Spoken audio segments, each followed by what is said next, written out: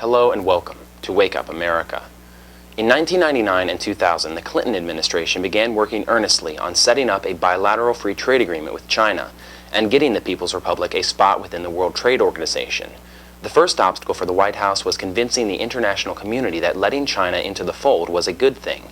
At the time, the U.S. was still the most powerful and influential nation on the planet, so those who weren't sold on China were simply brought along. The Clinton administration told the American people that the free trade deal with China was a miraculous assortment of one-way conditions. China was giving up everything, and the U.S. had to give nothing in return. They would let us access their markets, they would lower their barriers, and they would allow our companies to compete in honest industries.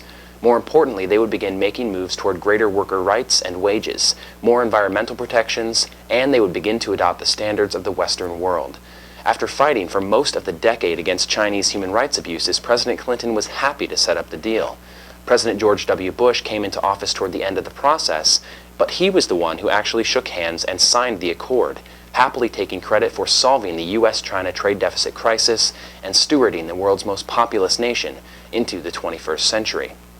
Unfortunately, with a decade of hindsight as our guide, we can see that the permanent normal trade relations with China and our sponsorship of them within the World Trade Organization was perhaps our greatest economic and policy blunder. The United States still follows the rules of the PNTR. We have only the slightest of quotas on Chinese goods, and what few tariffs we do maintain are not even equivalent to the Chinese value-added tax. 10 years ago, it was supposed to be China who gave up everything. Today, it is the United States who has made all of the concessions. Our average annual trade deficit with China in the decade before the agreement was $34.2 billion. Our annual deficit since has been $174.6 billion, and that average increases every year. China gave up its tariffs, but it replaced them with new taxes. It allowed U.S. companies to access its market, but only if those companies brought all associated jobs, facilities, and production with them.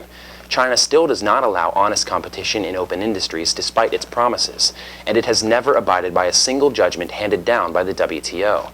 The rest of the WTO member states are still upset with the United States for using what remained of our international political capital to railroad their nomination through the committees, and China, now entrenched, is able to reap all the benefits of global commerce while ignoring the rules whenever it sees fit. There has perhaps never been a greater policy miscalculation or a greater single economic disaster than our free trade relations with China. For more related news and topics, please tune in and log on every day at economyincrisis.org. And for up-to-the-date news on events from concerned citizens and economy in crisis, please visit us on meetup.com. Wake up, America! Open up your eyes! Wake up, America! Wake up!